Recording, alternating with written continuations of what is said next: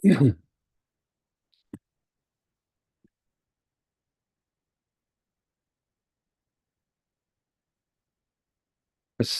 عليكم ورحمة الله. أعوذ بالله من الشيطان الرجيم. بسم الله الرحمن الرحيم. رب اشرح لي صدري ويسر لي أمري واحلل عقدة من لساني يفقه قولي واجعل لي وزيرا من أهلي هارون أخي اشدد به أزري وأشركه في أمري كي نسبحك كثيرا ونذكرك كثيرا إنك كنت بنا بصيرا. لا حول ولا قوة إلا بالله العلي العظيم. اللهم علمنا ما ينفعنا وانفعنا بما علمتنا وزدنا علما وارنا الحق حقا وارزقنا اتباعه وارنا الباطل باطلا وارزقنا اجتنابه.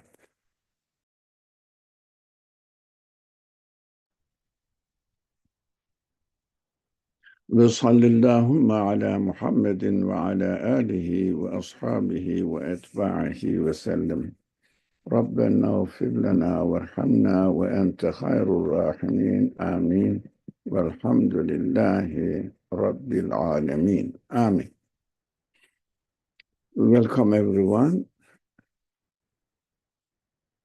We have been studying section Furqan of the Qur'an.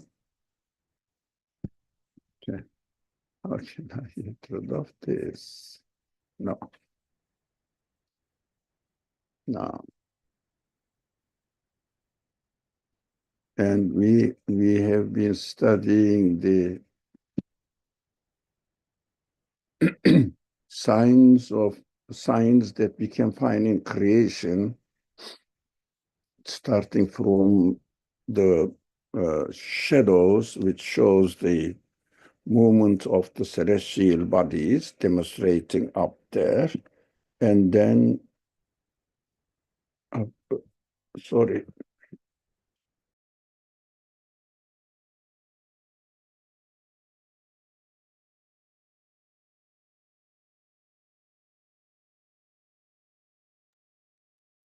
And then how everything is under the control of the administrator, creator of the universe. And then it is he who have made the night a garment for you, and sleep a rest, and made the day like a resurrection. Now, from the signs of the creation pointing to the creator, witnessing the creator's qualities, now going into the subject of resurrection. That is the one who is going to realize the resurrection or create the resurrection. So signs of resurrection are listed even further in 48th ayah. It is who sends forth the winds, bringing the good news of his mercy, and we sent down from the sky pure water. Now, again, we mention is the creator of the water, the creator of water, pure water, purified water. We said distilled water, ready to be used, so that the verse will follow now. لنحيي به بلدة ميتا ونسقيه مما خلقنا أنعاما وأناسيا كثيرا, so that we can revive that land, again pointing to from the creation, the signs in the creation to evidence for the resurrection. Now, we can use the creation as signs and evidence for pointing to the absoluteness of the creator, but at the same time, we can use them as evidence for resurrection, the evidence in creation, the way the things are created. So it is not something that We don't know. Now, and we do distribute rainfall among them so that they may reflect and become aware of it, but most of the mankind respond not, but in gratitude. So some people reject.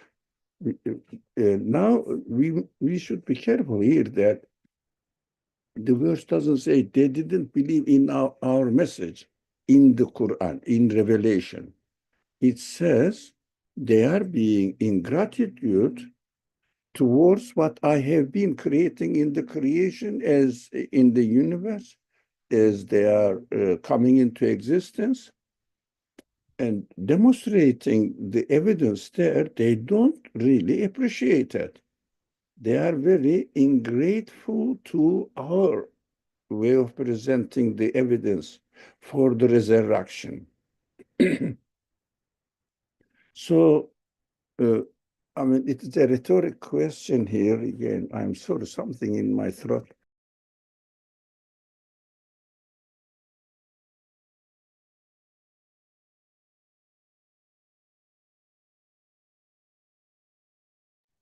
Now, ingratitude towards the signs, evidence demonstrated in front of their eyes, they are not going to listen to the revelation and think about it and try to understand. That is too abstract for ordinary people.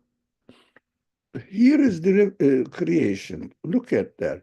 So here in this verse 50, we don't distribute rainfall among them. So we do distribute the rainfall among them so that they may reflect and become aware of it. Now, what is it? Now, but most of mankind respond not, but in gratitude. Now, it is a rhetoric question. It is obvious. Does this verse invite us to reflect on only the way the rain is created? Or I would say all of creation, yeah. excuse me, the question is, my point is there. I am intending to go into some other subject.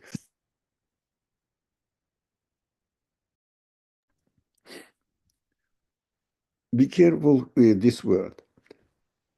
Thank you for your response, by the way, to reflect on only the way the rain is created. Efshan? We're based on the previous verses, we're also supposed to understand the resurrection analogy. And in this verse, there's a new idea. We are being taught the appropriate response to it. So we are not being grateful to this demonstration. Now, through the creation of rain, God is telling us in this particular context, as Afshan pointed out, look, rain is lifeless. It is created as a lifeless thing. There is no life in rain. And the earth is lifeless as well. And the two lifeless things, maybe more, they are all lifeless. Sunlight is lifeless. There is no sign of life. Air has no sign of life at all. No one can say this. It is just obvious to everyone. And both, all of these lifeless material, a living being comes out. And living being has senses. Every living being, especially animals, have senses and unimaginable qualities, unimaginable characteristics each being are given. How out of lifeless material, how living beings are created, especially animals with senses, with lots of qualities. The senses are also not material beings, non-material entities they are, and the qualities of matter. For example, excuse me, plants. They have color, they have decoration, they have smell, they have taste. But there is no taste in sunlight, in air, in earth, and in water. But decoration comes out. So only through sending the rain down, life starts emerging.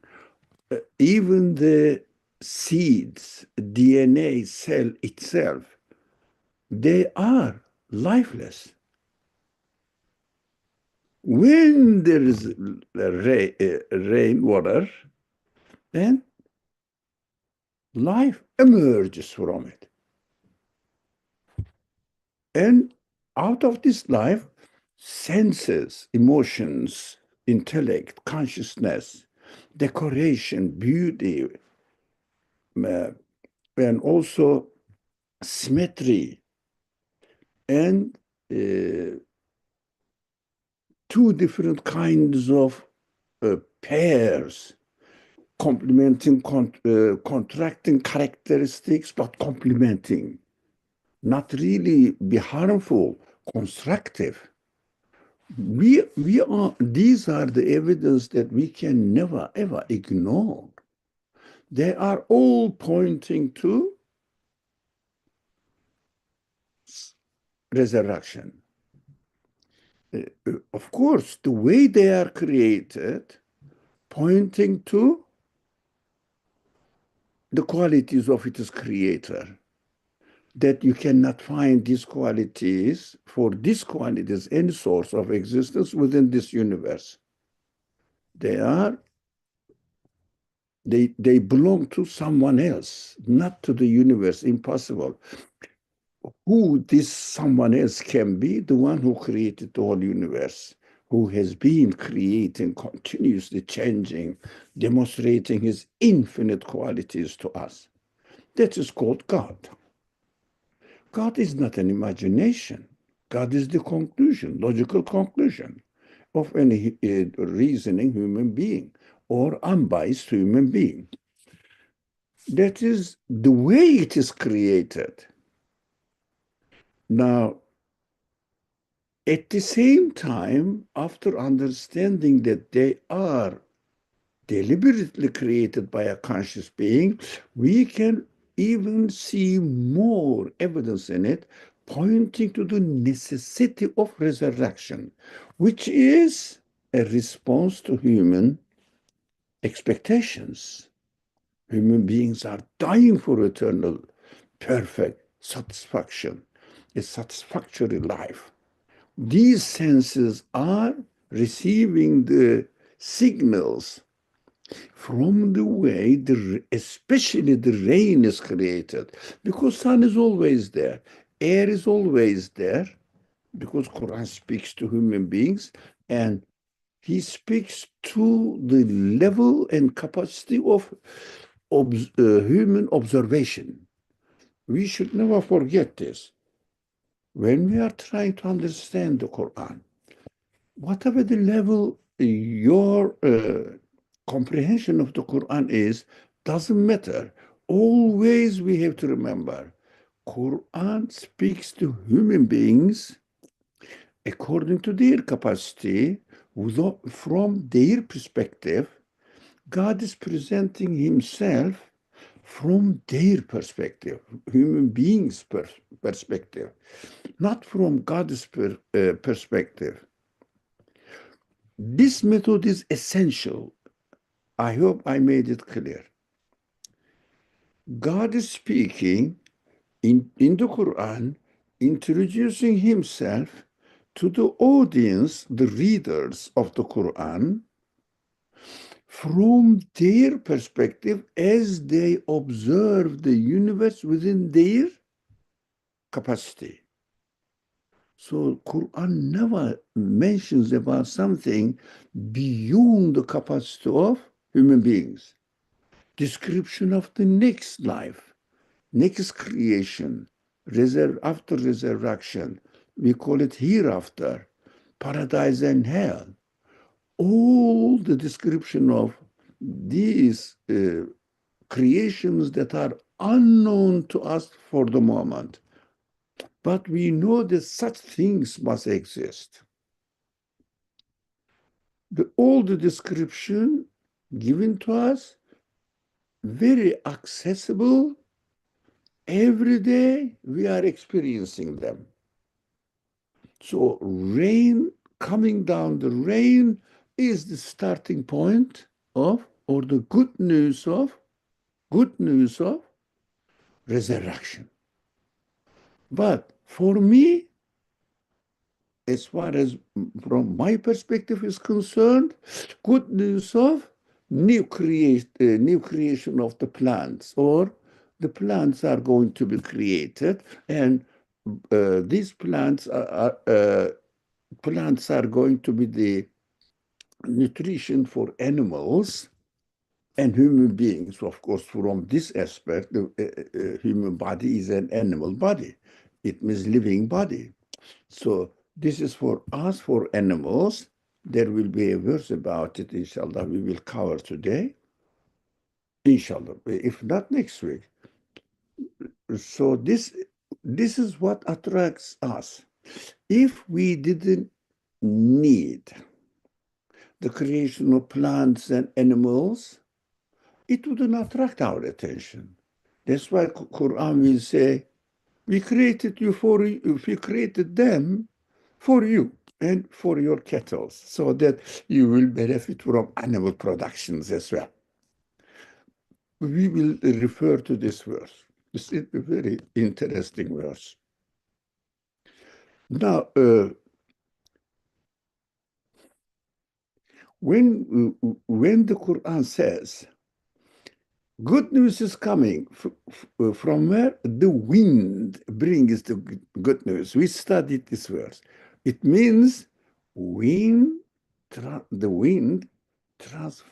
will transfer the clouds. It is mainly clouds. There are many other benefits in the creation of winds. Many, many. We cannot really list it here. So you can search from internet. But what kind of benefits the wind really, they say wind itself is doing. But we understand that the wind is created to provide some benefits for human beings. For that we will be attracted to it. That is an example of the Quran speaking from human perspective. Or God speaks taking the perspective of human beings, and at the same time attracting our attention that the nourishment, the source of provision, will come to us. That is the news. And continues now, and then you can utilize this example because our attention has been attracted now. Now you can utilize this evidence in order to understand that another creation is first possible, second necessary, you need it, three will definitely happen, four because the creator of the resurrection is able to do it as it is demonstrated in the universe, that his qualities are infinite, boundless. For many ways, the Quran introduces the news of resurrection to human beings and guarantees it by giving the starting from wind and then coming down the rain from the sky and the after rain comes down, and the earth is split into split now into small pieces, and plants are coming out of it. You will be resurrected as it is. The one who is doing it can do the same thing to you as well. So trust in his promise by giving you the desire for eternity. This logical consistency must be always used when a believer mentions about the hereafter. Because people think that that is a wishful thinking or wishful thought. People took it in this way, unfortunately. And Quran is just, even people use these examples as, not these examples, description of the paradise in the Quran without basing these descriptions on these evidences that we have been studying I think this is the third week.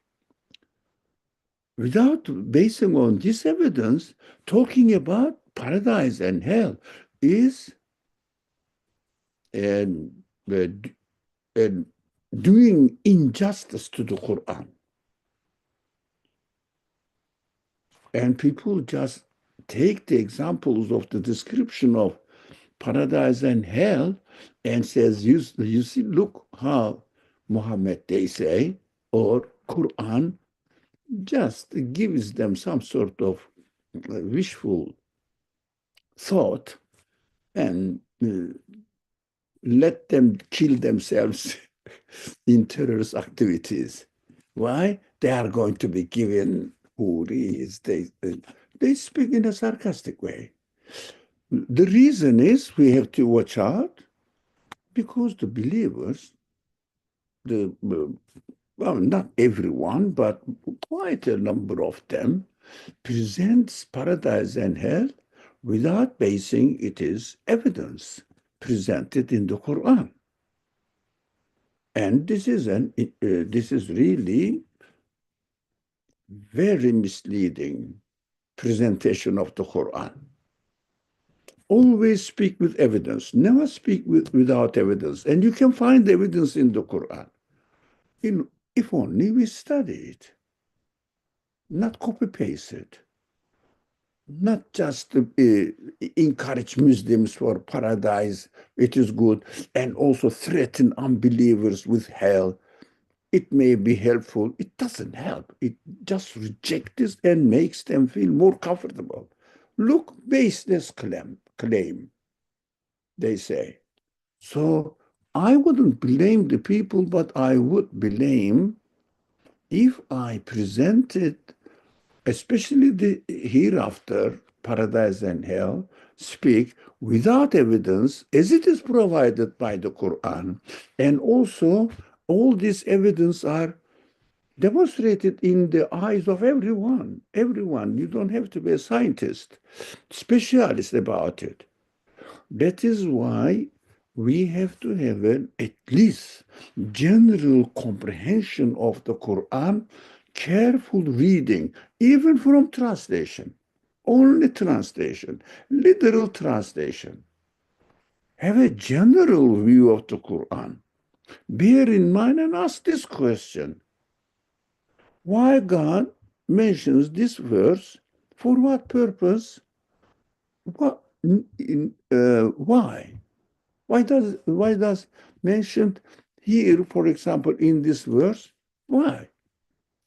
It says, well, and we do distribute the rainfall among them so that they may reflect and become aware of it. It refers from the context, resurrection.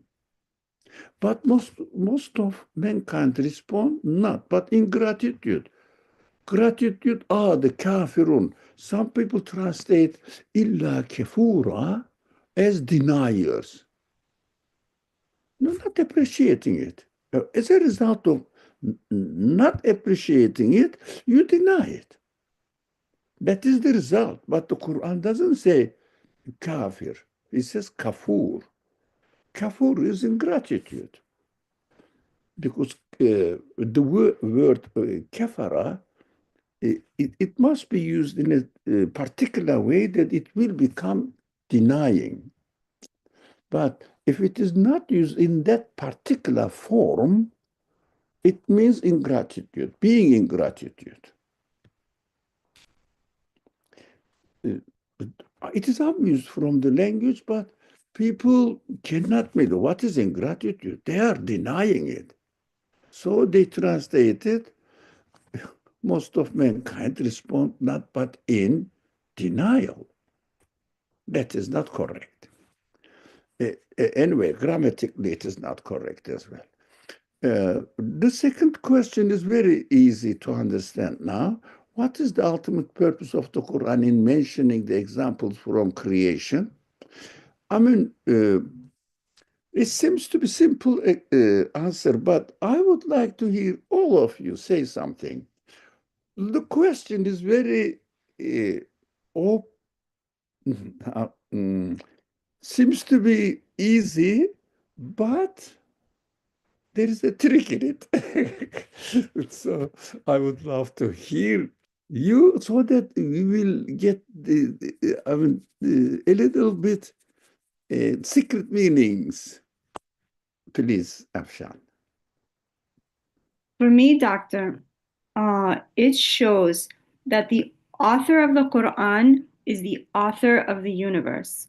Because once I make this connection, then I can be so comfortable and as I go through the verses, I continue to trust in it, trust in it, trust in it. As much evidence is presented, I link, oh, whoever is speaking in this text has to be the creator of the universe. So the more I trust that this is true, the more the evidence checks out, the more I rely on it, and the more I feel like peace and comfortable and no stress.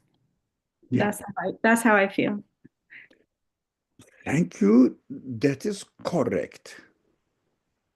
That is correct, but I would like to have more comprehensive definition of the purpose of the Quran, mentioning about the creation.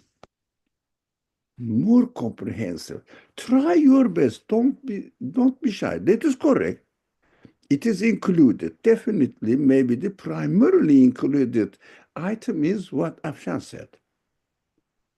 But let's enlarge it. And I add maybe confirming all the pillars of belief with those evidence that we have in creation, belief in God, belief in angels, belief in resurrection, divine determining, confirm them. Yeah, that is what I wanted to get it. Quran is not limited to only belief in God. Definitely, this is the prime foundation of belief. But we have to bear in mind that the purpose of Quran, as exactly Asim mentioned, establishing the evidence, the basis for all the belief items related to believing in ghaib, as Asim listed them out. Nothing to do with what we are going to do in this world as far as our relationship with the universe is concerned. The other matters, how am I going to deal with animals, the plants, and do, for example, permissible way of business and industry, production, treatment of other people. These are the secondary subjects. Main subject is any kind of belief which is related to ghaib. The main purpose of the Quran speaks about mostly the known things. Known things. We know that when wind comes, it brings it carries, distributes the cloud, and then when the cloud comes to the cold atmosphere and rain comes, we know that, but it is which kind of arrangement it is. What is the agent who is doing this arrangement? For what purpose? Then, starting from belief in God, as Akshan said, but not only there, believe in other items that the Quran mentions. Of course, there are some different schools of thought. The main body of the majority of the people believe six pillars of the Quran, as Asim listed them. But there are other options as well, which are worth considering. But they are not commonly known. We are not talking here in this discussions what are they and which school of thought they are. But there are others as well, not many, not many. These are not discordance among the Muslim scholars. No, some people think, this one as well is very important, and this is related to hereafter, and also, excuse me, related to ghaib. It means believing in what is not materially, physically created at the moment, but every sign demonstrates that they are real news. So they are not contradictions about the belief matters. There is no serious consideration, conflict, discordance among the Muslim scholars. But the way it is presented, the way it is interpreted may differ, and definitely all of them have some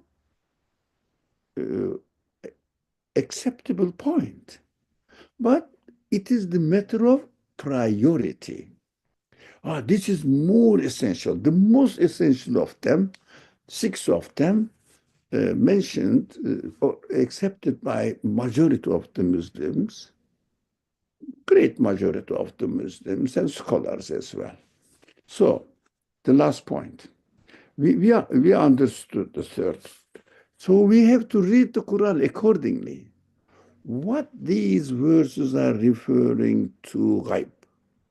But it is extremely hard and needs a very, very serious expertise capacity to understand and conclude that these verses of the Quran mentioning fiqh related, organizing social lives, organizing family laws,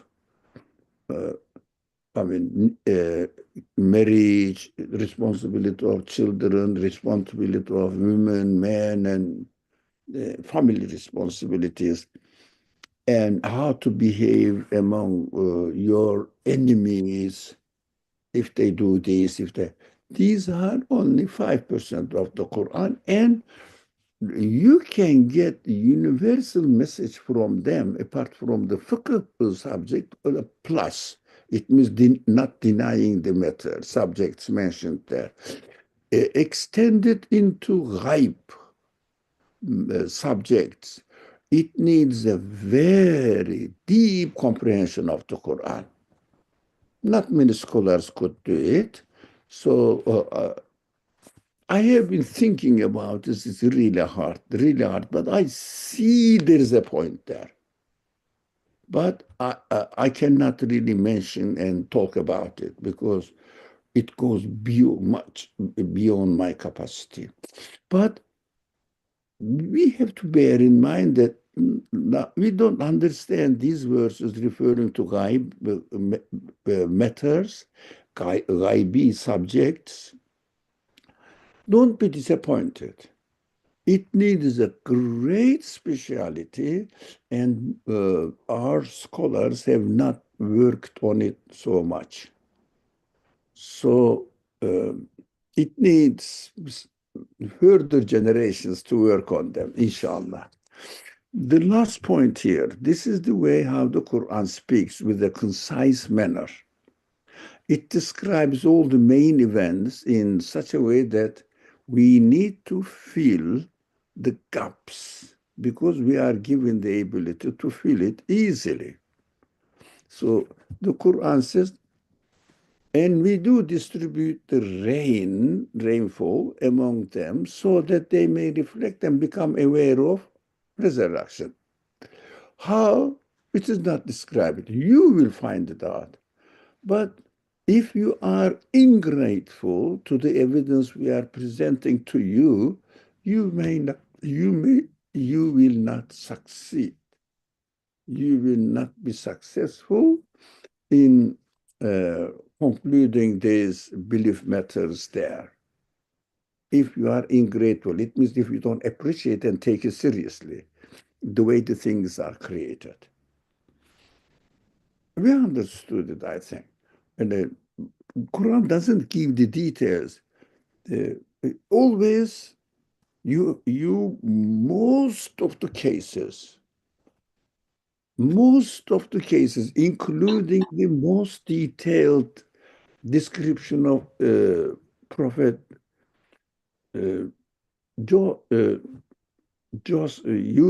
Yusuf story in Yusuf's section of the Quran. So Joseph's story is the most detailed story. There are hundreds of gaps there. The others full of gaps. Only the main points are mentioned. So we have to know that it is easy to fill in the gaps. Just to bear in mind, don't wait for the Quran to tell you the story. Pay attention to the point it is making, and then seemingly irrelevant second point, you say, this is because of this. It jumped into this subject because after this point, I have to pay attention to this point. In between is not related to my interest. It means I don't have to know them. It is worthless to know them, and I can guess. That is how we should read the Quran, inshallah, as much as we can. Now, this is an amazing verses following each other. قتل الإنسان ما أكفر من أي شيء خلقه من نطفة خلقه فقدره ثم السبيل يسره ثم إماته فأقبره ثم إذا شاء أنشره كلا لما يقض ما أمره. And then subject change. فلينظر الإنسان إلى طعامه أنا صببنا الماء صبا ثم شققنا الأرض شقا فأنبتنا فيها حبا وعنبا وقضبا وزيتونا ونخلا وحدائق غلبا وفاكهة وابا متاعا لكم ولأنعامكم. Now, it summarizes these verses, short verses. Look how many verses are here? 5.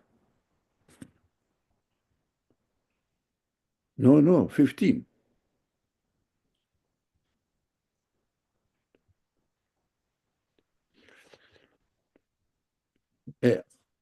15 verses. This is all in the screen. On the screen, you can see. Perish man. It means, hey man, be careful, human beings.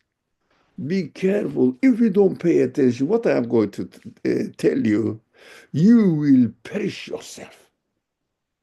قتل الإنسان.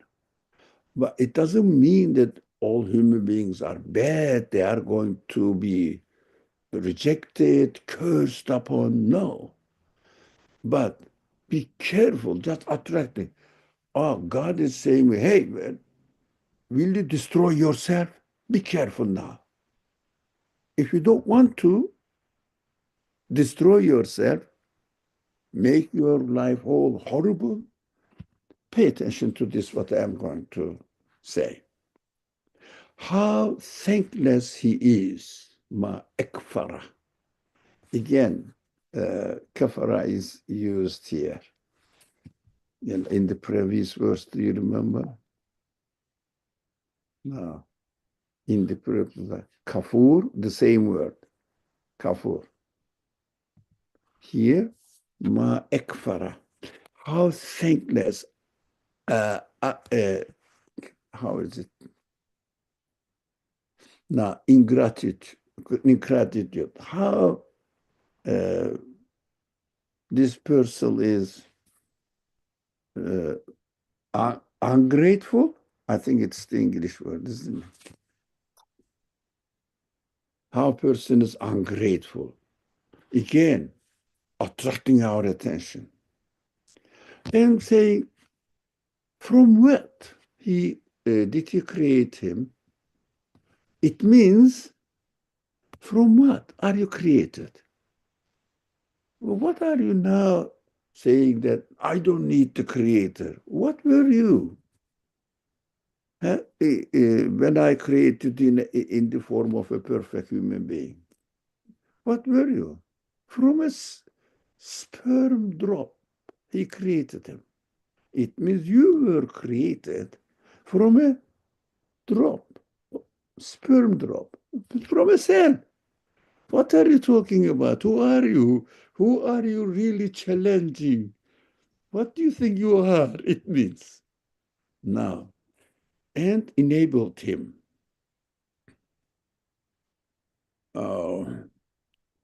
And فَقَدَّرَهُ. No, it is not enabled him.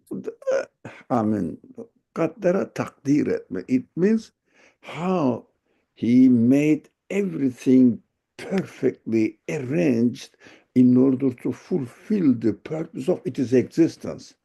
قَدَّرَ. For example, when you want to make a machine, what you do, each piece of the machine must be perfectly adjusted to function within the whole system of the machine. That is qaddara. Taqdir comes from this word. And also qadar is related to this word as well here. It means human destiny. Destiny means the way you are created in order to fulfill this end. This is the same word. ثم السبيل يسر. I shouldn't really confuse the Arabic word. Then he is the way for him. The way what? To fulfill his purpose, to function perfectly. Everything is given to you what you need in order to function your existence in this world. Alhamdulillah, we have some time. Now, then he puts him to death. What happened now? It is a very cold joke, as if it seems to be. He is the way for him to fulfill, and he puts him to death. Why? Be careful. Be careful. It's not the end. Just to let you think, teach you that you are created from a cell, just a cell. You don't see it with your naked eye. You don't. That is just so humble you should be, realizing that I was once upon a time a cell only. How do I become an arrogant being now? Think about it. And he said, I am going to give you death as well, and you cannot stop it. How helpless, needy you are. And as if God is arranged everything, not as if really. God has arranged everything. He gave us the dislike of death, and really not only like, love love, passionately love of permanent existence. And he says, yeah, I created you with this, but I'm going to give you death so that you should never, ever choose the way to be arrogant towards your creator. You will understand that I am helpless 100%. No, it's not enough. 1000%. I am helpless. Now, in order to teach you that you should never, ever become arrogant before your creator. And then I give you death. It is not the only thing. I bury you as well, and buries him. Then, now it says, then when he wills. This is a problem here, the when. It means summa. Here, no, here. So, summa إذا شاء أنشر. Summa. The ulama talks about it a lot. Excuse me. And this one is now. This word, the summa, you follow my cursor. Now, summa may mean in the context afterwards, later on may mean, or summa at the same time can be used as, after all doing this, there is a purpose in doing all these. When the purpose is fulfilled, now the time for resurrection. I educated you by creating you from almost nothing. Now, almost creating nothing, but in the way that human beings observe again. I cannot think of my existence before being in the form of a cell. So Quran doesn't mention that because human capacity cannot go there. Doesn't give this as an example. He gives the example what I can really have this concept, the concept of cell. That is another interesting example that God speaks to according to human capacity. So, and then he said, then when he wills, he will resurrect him. This then is problematic here because of various meaning of summa. The translator took it not fitting the option or alternative of meaning fitting to the context of this one. All I did this just because I am going to resurrect you, but this resurrection can only be possible if the Creator wills it.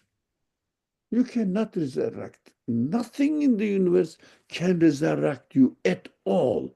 Although some people with a biased idea, they say, the plants are coming themselves by through their seeds and as organized by their DNA.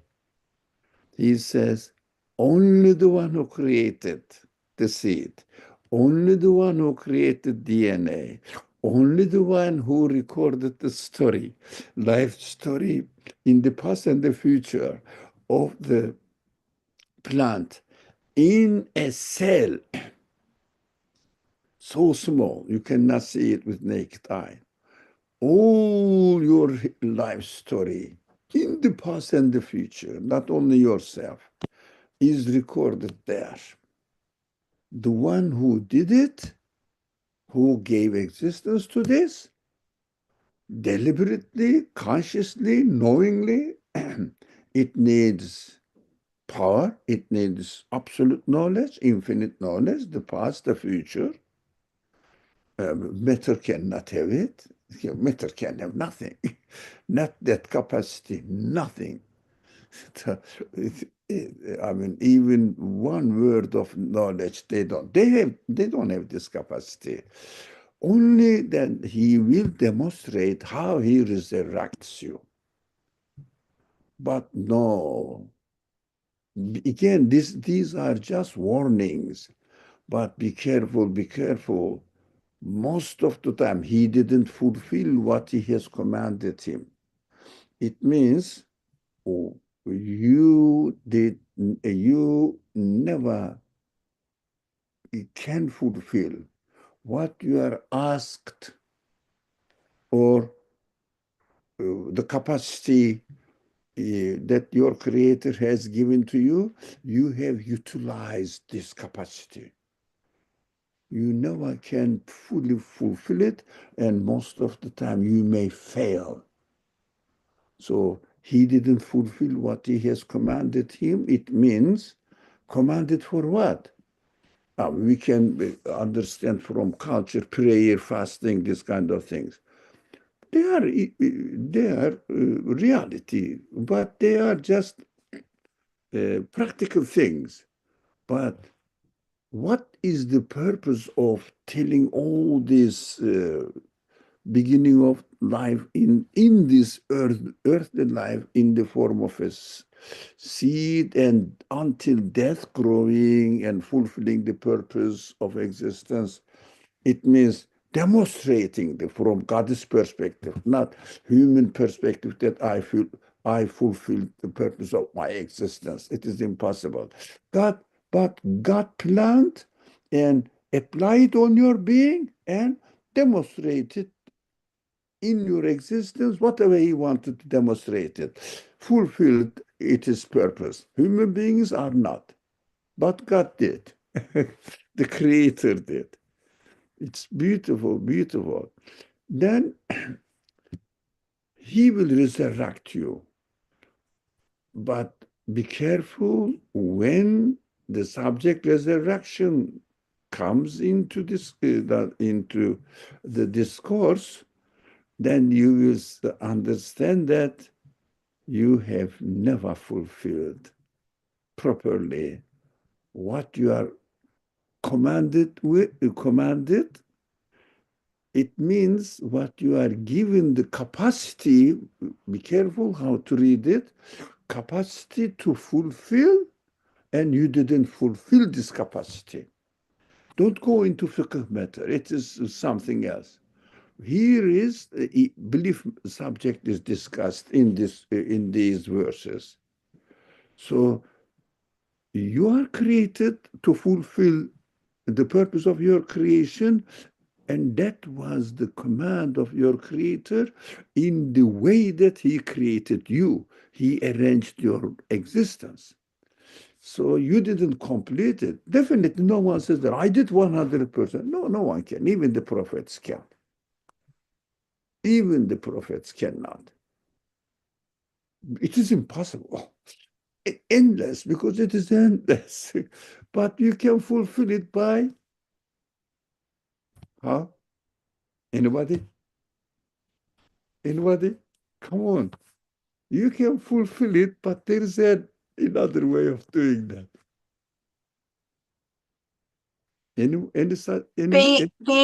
Being grateful.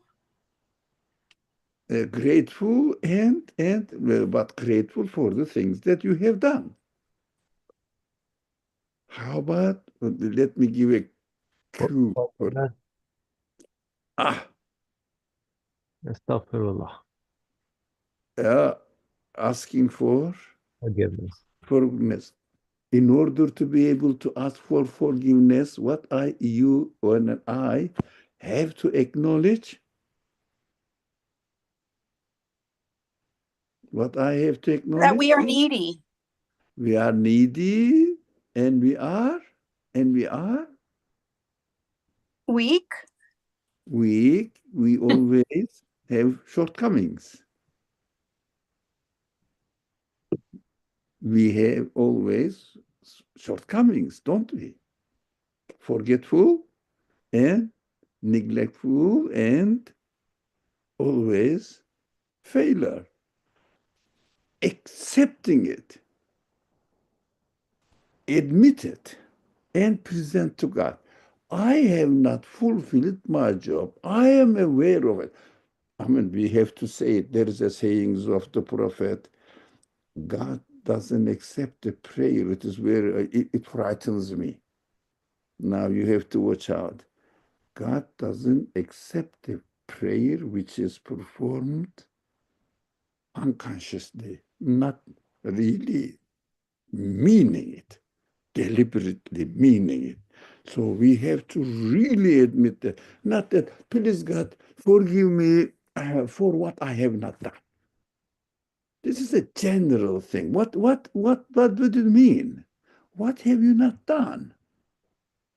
Lots of things. No. Be careful and be conscious of what you are saying.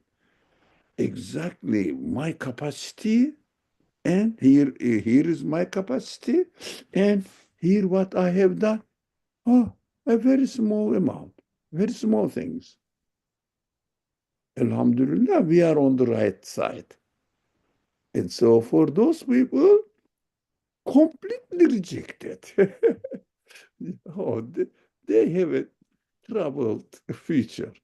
But as far as the believers are concerned, we have to know our capacity, think about it, and we have to be aware what we have presented, what we have prepared.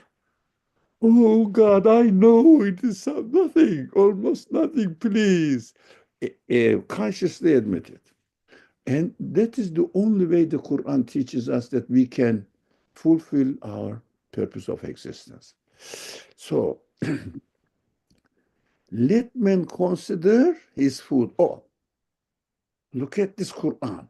Strange, isn't it? Now you were talking about how I am created, and you were talking about I'm going to be given death, and then I will be given resurrection. I will be resurrected as well. Very good subject. Huh? Suddenly, let man consider his food. What is it to do with the subject? What do you think? Now, if you want to make sure what I have been telling you, reminding you that really true, I have provided evidence for you. I have already provided evidence for you. I am going to mention some of them, very simple that you can reflect on them.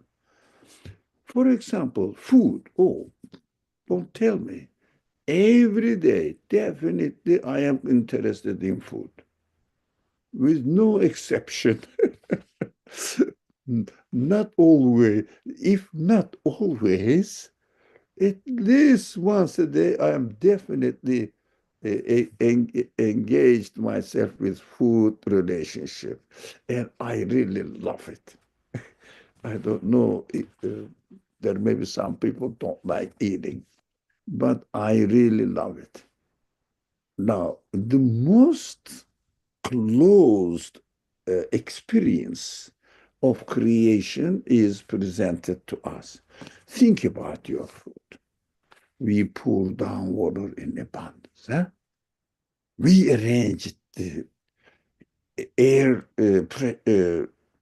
temperature, pressure, atmosphere pressure in such a way that wind is, I create wind out of this arrangement.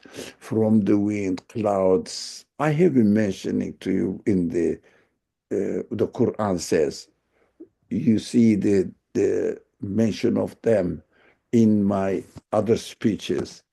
So we pour down water in abundance. This is water example is amazing in the Quran. Water example really is amazing in the Quran. So then crack the soil open. You see that in the films and in some lands, especially in some places where the rain is very rare, so the earth is cracked. You can see pictures of it. At least if not physically available for you, for me, you can pictures of it. Now it is everybody knows, but now the purpose is now you see that, you see that, you see that. I'm not talking about something unknown to you, as if. So the soil is cracked. When the water comes, especially in desert, I don't know, I have not experienced it, but they say when it rains the following day, the desert, uh, just among the sand, some plants comes out. And camels and desert animals love this plant. Well, I don't know. That's what I heard from video. It is interesting. So it and grow in it grains. Whatever we eat comes from this soil. And now, specifically mentioning the names of it. Now, I'm not talking about something imaginary. You eat wheat, you eat potatoes, you eat grapes and all kinds of herbs, and the grapes and herbs and olives and dates. These are the first audience. So it is an interesting. Why Quran keeps giving dates, olives, and camel? Because the first audience, they are involved in these things only. What does it mean? But I'm not. I don't know how olive oil or olives are, olive trees are. I don't know. I have seen only pictures. Maybe, but I've seen there are a lot in the Mediterranean countries, but not dates. Why do you keep it? Do I have to say olives and dates? Yes, Quran gives the example. Now, I am addressing these people. For these people, they are experiencing olives and dates and grapes and some herbs and continuous and luxurious gardens. So come to your own now. Use this example. I am presenting to you the example. I am speaking to the people according to their observations. You speak to your people, follow my method. You speak to your people according to their observations. What are we observing here? You go to orchards, what are they really talking about? Now, plums, apples, definitely, tomatoes, now in this area where we are, cucumbers, what else? You can talk about them. That's enough. You don't have to say olives and dates. It is just a principle method of the Quran. Speak to the people you are addressing according to their observations.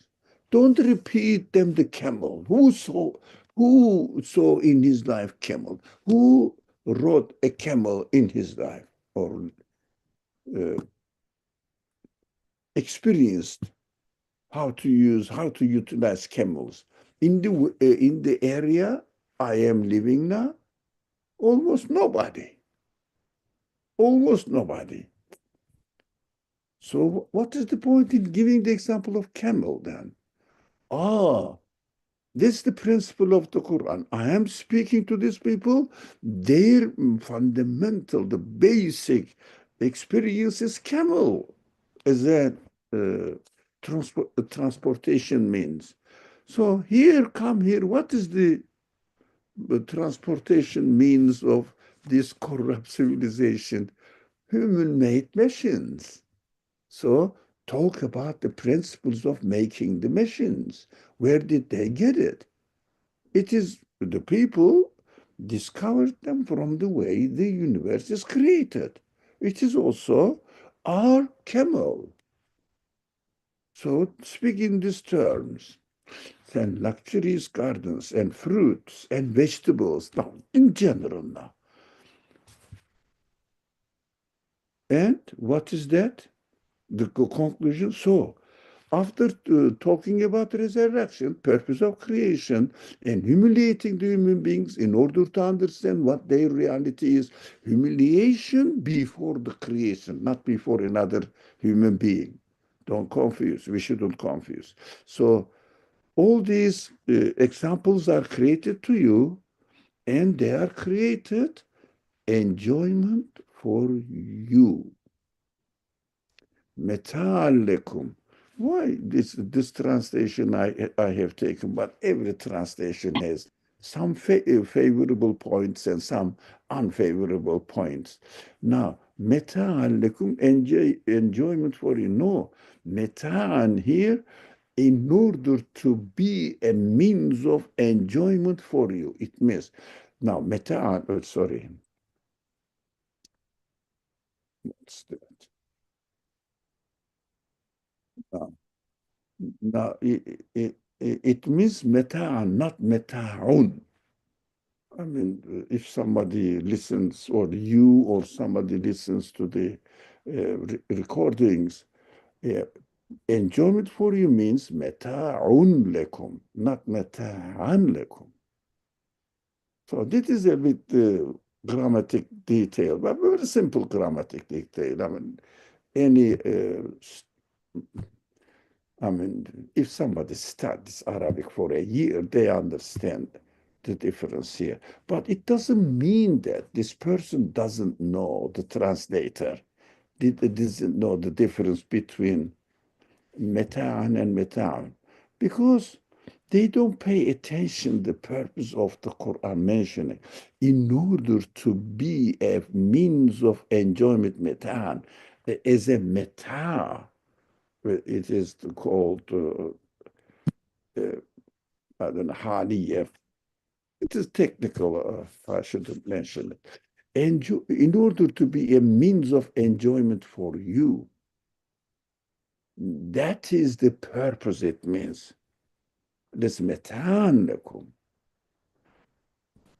There are lots of interesting grammatic rules and rhetorical beauty in this form of language. Metan lekum. Mikus. I mean, if you understand it, you see the amazing messages there.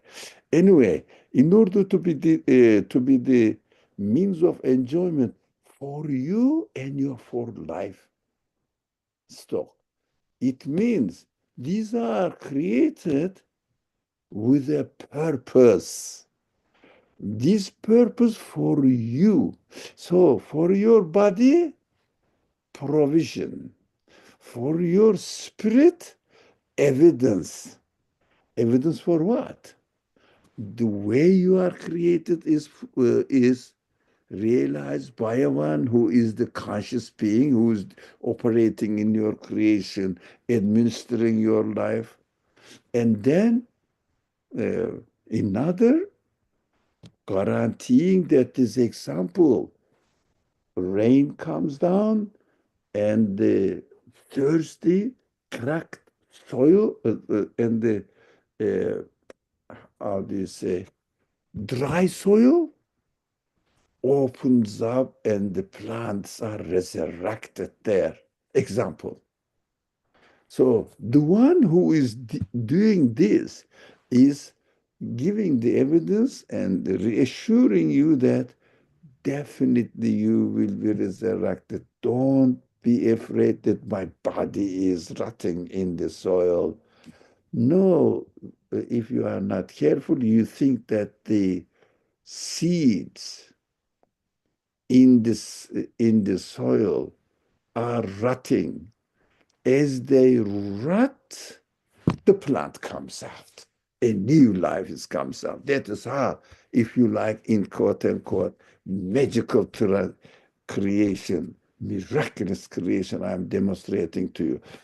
As a one who is doing that, do you see that it is really far from logic, understanding that this one cannot create another body for you, exactly the way the plants are created for a purpose.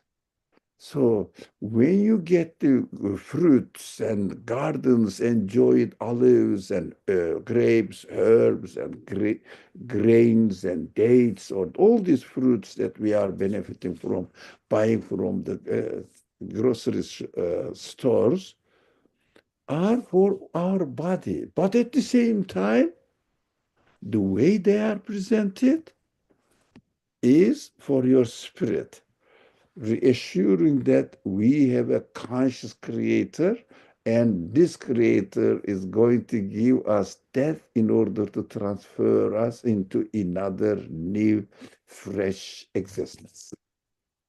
How the Quran is so compassionately, so mercifully presenting the subject to us and reassuring, amazing.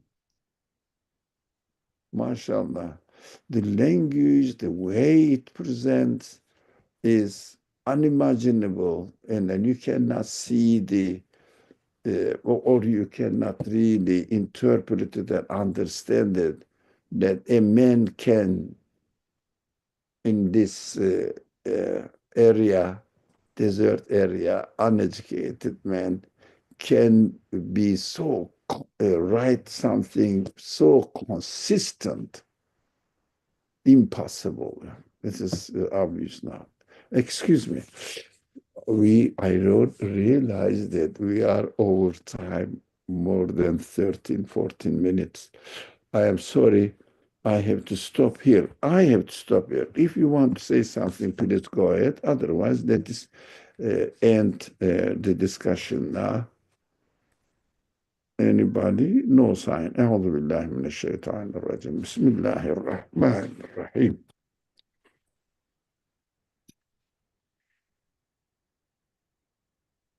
سبحانك لا علم لنا إلا ما علمتنا إنك أنت العليم الحكيم وآخر دعوانا إن الحمد لله رب العالمين بحرمة سر سورة الفاتحة.